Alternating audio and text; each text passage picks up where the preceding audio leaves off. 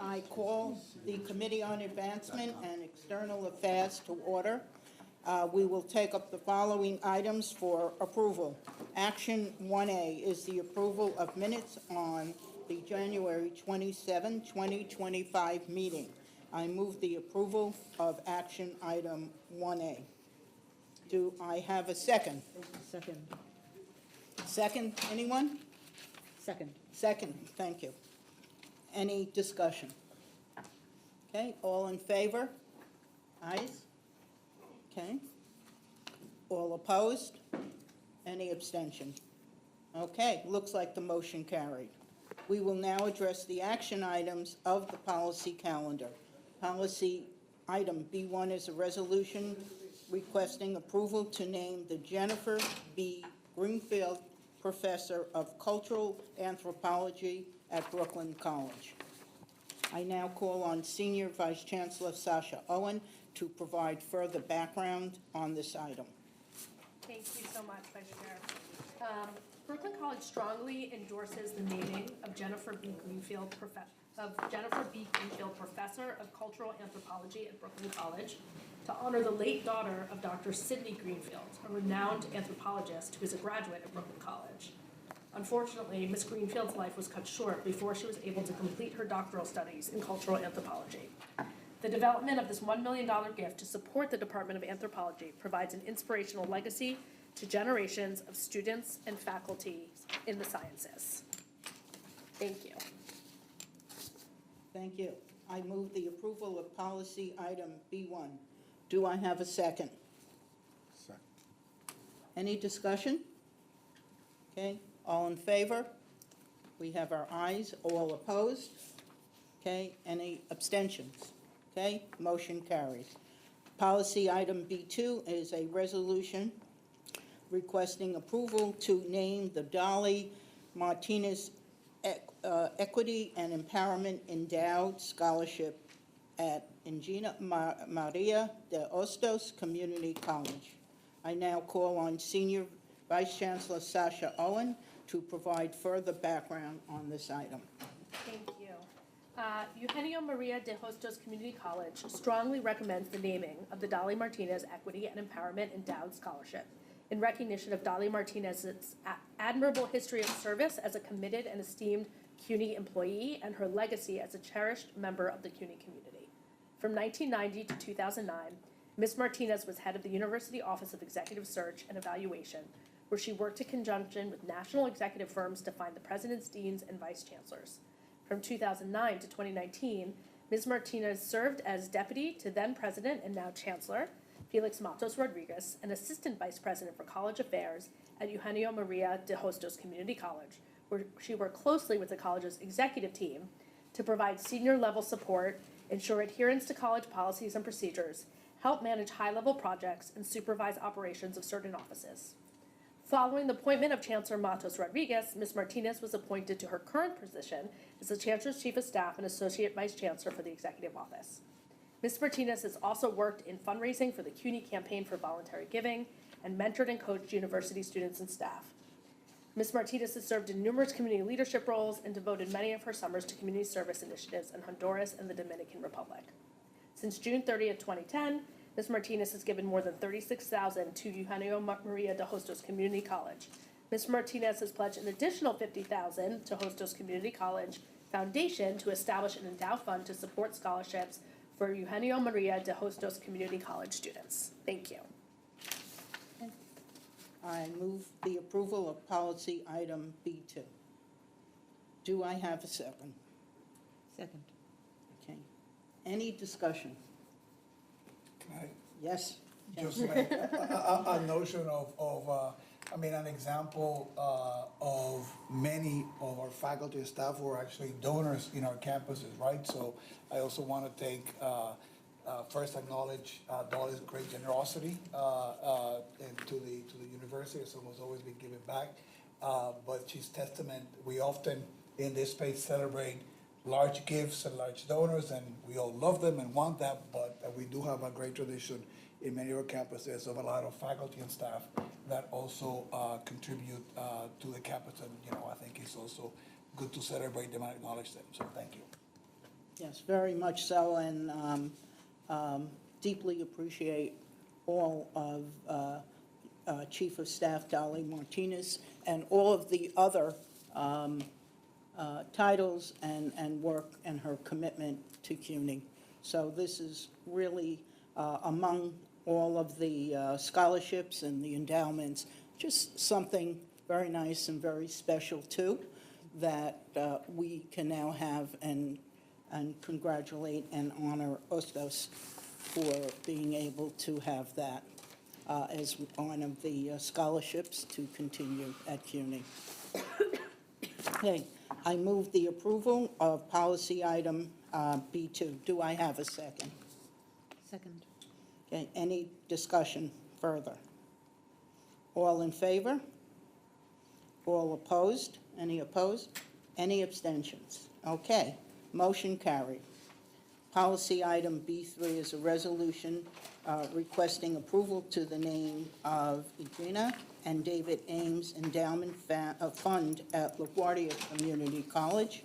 I now call on Senior Vice Chancellor Sasha Owen to provide further background on this item. Thank you. LaGuardia Community College is extremely appreciative of Eugenia Ames for her dedication, which will help our students as they pursue brighter futures for themselves and their families. LaGuardia supports the naming of the Eugenia and David Ames Endowment Fund. In 2018, Eugenia and David Ames began their philanthropy in support of LaGuardia Community College and have, to date, contributed $745,000 to the Fiorello H. LaGuardia Community College Foundation. Eugenia Ames, in honor of her late husband, has made a commitment of $1.5 million to the Fiorello H. LaGuardia Community College Foundation to establish an endowed fund to be called the Eugenia and David Ames Endowment Fund, which will support students of high need with both tuition and non-tuition support so they can successfully achieve their educational goals. Such assistance to students can include scholarships and tuition assistance, on-campus jobs, stipends for participation in professional development programs and internships, and emergency aid for college and living expenses. It is anticipated that the fund will annually award approximately 60 student aid grants. Thank you. Okay. I move the approval of policy item B3, which I think is is this, oh no, this is the other one. I'm sorry, I finished it. I wasn't here for the Dolly one. Congratulations, Dolly, for the record. So I move the approval of policy item B3. Do I have a second? Second. Great, thank you. Any discussion on this item? Hearing none. All in favor? Any abstentions or objections? Hearing none, this item moves. Item policy B4 is a resolution requesting the approval of the name of the August and Rose Di Cosimino Educational Fund at Lehman College. Please correct me if I said that name wrong. I now call on Senior Vice Chancellor Sasha Owen to provide further background on this. Thank you, Chair. This resolution is to name the August and Rose Di Cosimo Educational Fund to benefit students who demonstrate academic excellence, financial need, community engagement, and a commitment to their field of study. In honor of his parents, Michael Di Cosimo, Herbert Lehman College class of 1975, has made a commitment of $105,000 to the Herbert H. Lehman College Foundation, Inc. Mr. Di Cosimo credits Lehman with playing a pivotal role in shaping his career and giving him the foundation to succeed, and has made this commitment with the goal of paying it forward to the next generation of Lehman students. This fund will potentially support multiple scholarships up to $4,000 per year. Thank you. It's wonderful. I really ask trustees to consider these kind of things all the time. Now, I move the approval of policy item B4. No, you're going to get one for Ana Valeria. So, all right. I move the approval of policy item B4. Do I have a second? Second. Thank you. Any discussion? All in favor? Wonderful. Any abstentions or objections? Hearing none, this item moves. Policy item B5 is a resolution requesting approval to name the Edward A. Geltman Memorial Prize in Environmental Health Policy at the CUNY Graduate School of Public Health and Health Policy. Do you want to give us any more background on this? Absolutely. Vice Chancellor? Yes, thank you, Chair.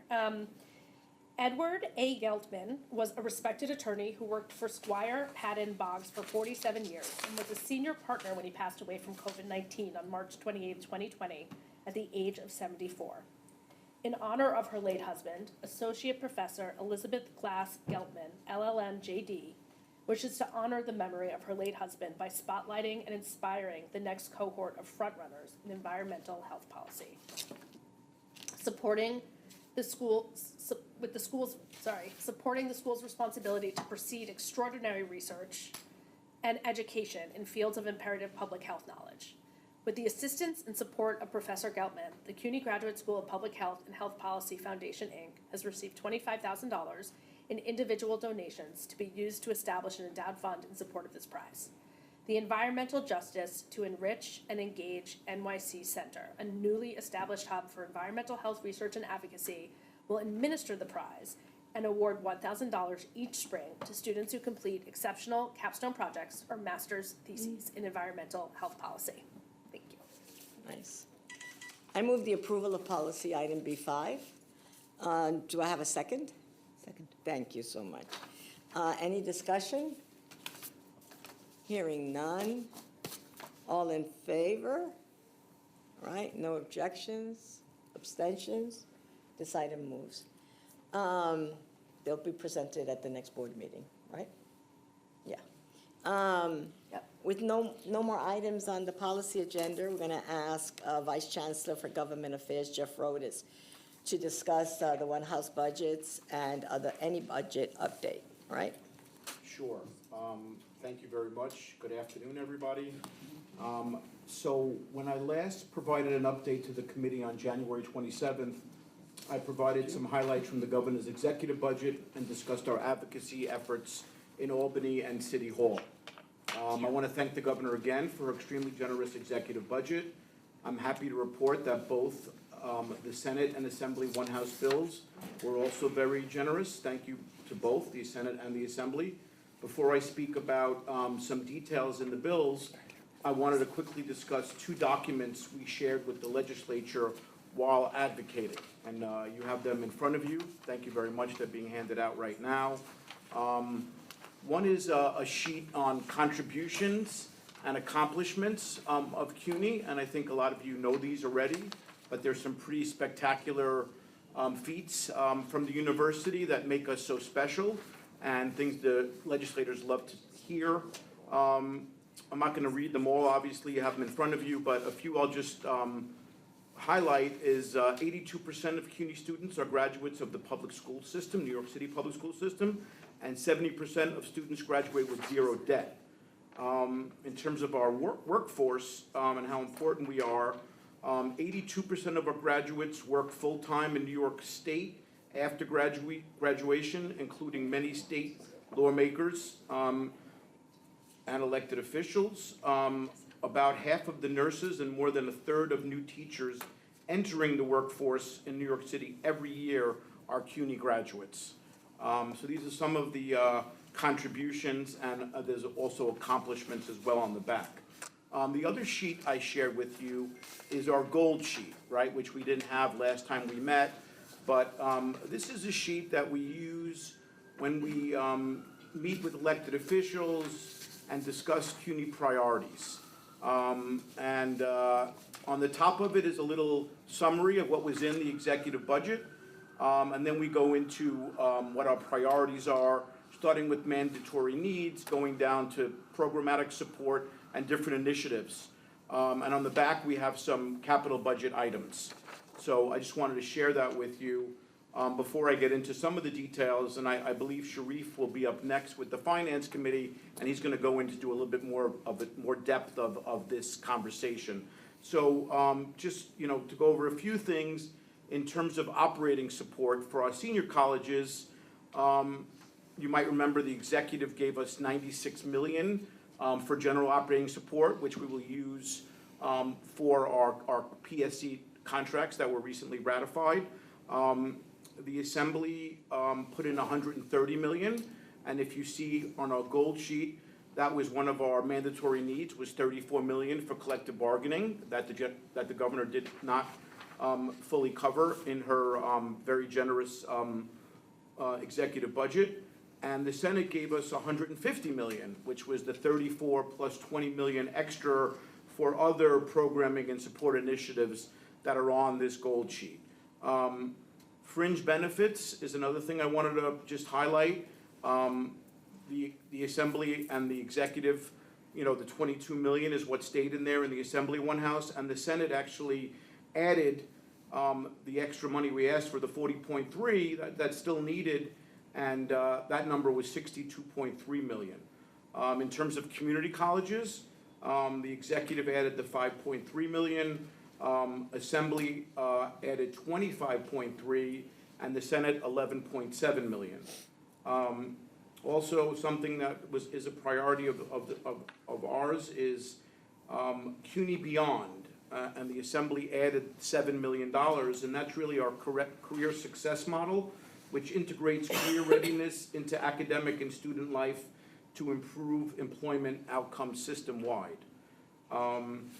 In terms of some specific programs for schools, CUNY programs, the medical school, and a lot of these were also funded last year in the one houses and then eventually in the enacted budget. Medical school got 4 million from the Assembly and Senate. The School of Labor and Urban Studies got 2.5 million from the Assembly and Senate. Nursing services got an additional $1 million from the Assembly and Senate. Mental health services received $1 million from the exec, 2 million from the Assembly, and 2.5 million from the Senate. The law school's Haywood Burns chair got 350 million from both the Assembly and Senate. The CUNY graduate midwifery program, something that we're in the midst of creating, got 500,000 from the Senate. The Asian American Research Institute got 350 from the Assembly, 500,000 from the Senate. The School of Public Health and Reproductive Justice Hub got 500,000 from the Senate. Black Male Initiative got 1.175 million from the Assembly and Senate. SEEK got an additional 2.85 million from the Assembly and 1.69 million from the Senate. College Discovery, 137,000 from the Assembly, 81,000 from the Senate. New York Affirms Bilingual Education Pipeline got 3.6 million from the Senate. And the Center for Byzantine and Modern Greek Studies got 300,000 from the Senate. So that is beyond your requests. So those were things that they put in as, I don't want to, what are they called now? Discretionary, whatever they're Yeah, called now? discretionary Okay. ads from both houses. And these are really system-wide asks. The only thing that's from a school here would probably be the medical school, because that's something that, you know, we advocated for last year. We got the money, and we put it back on our gold sheet. But these generally are to support the whole system, not individual schools. It would be helpful probably for the trustees to get that list by university, just to either say thank you or whenever you see anybody, you know what I mean? Yep. It's just Sure. more like reinforcement, you know? Absolutely. Okay. That's, I'm always thinking about advance. In advance, you always say thank you. No, that's always Or smart. thank you because you're thinking about it. Think about it further, Absolutely, we'll get that. you know?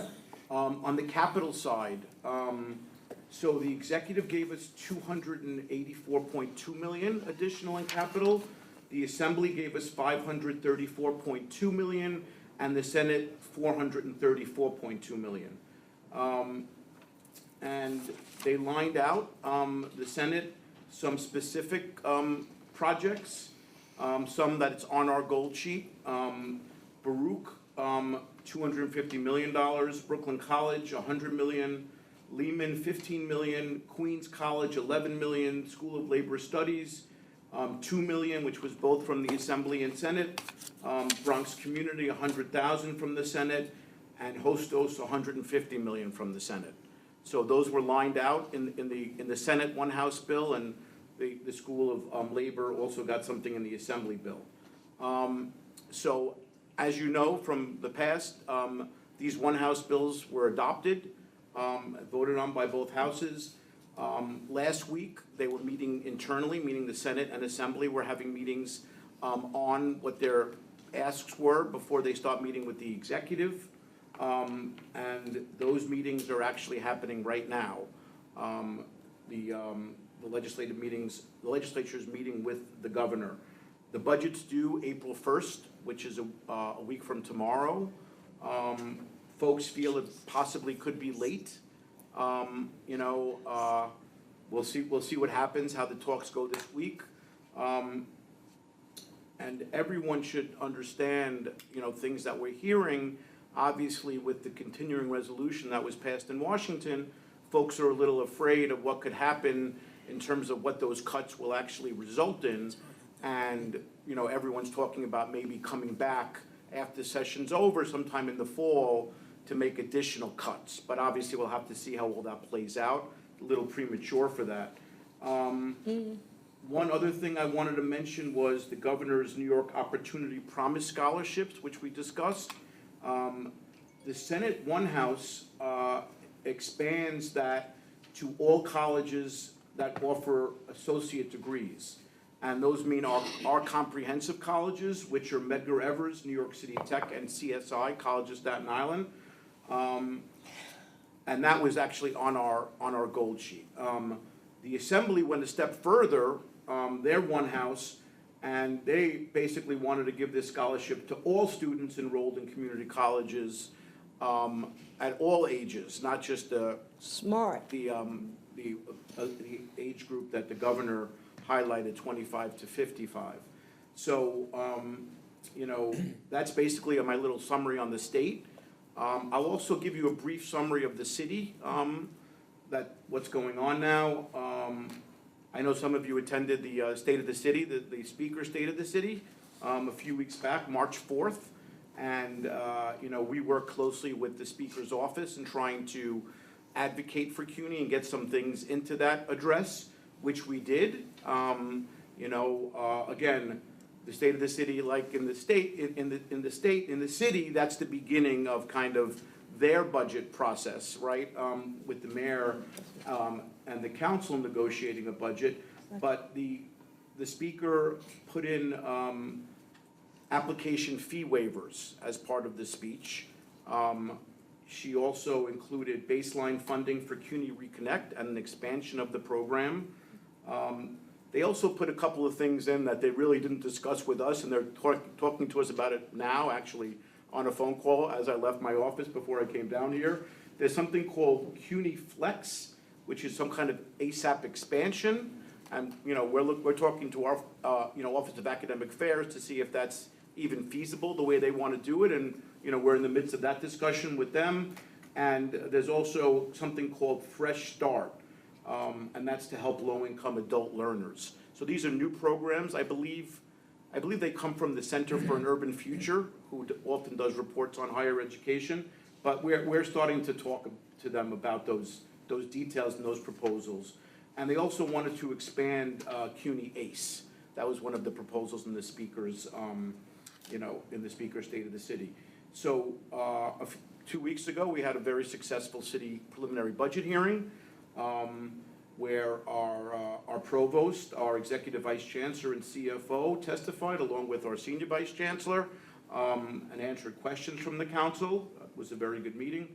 And we're starting to set up meetings with both the administration and council members right now on some of our priorities for the city budget.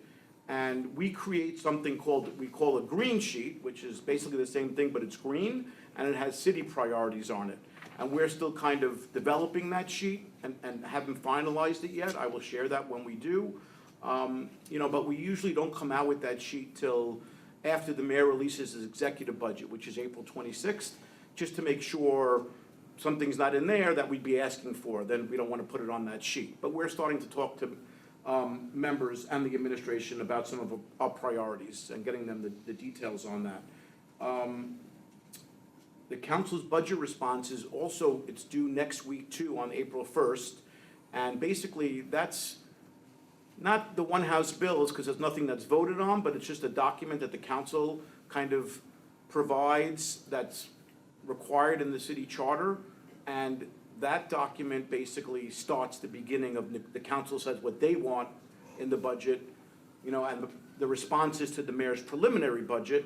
And then the executive budget will come out April 26th. We'll have another budget hearing, the executive budget hearing sometime in the middle of May. Our green sheet will be out, and that's kind of where we are with the city, on the city side. Thank you. Sure. Any questions? All hopeful until we hear from the feds. Directionally correct until we put on pause. Hearing no other items on the agenda, I move to adjourn this meeting. Thank you. Second. Okay, great. Done.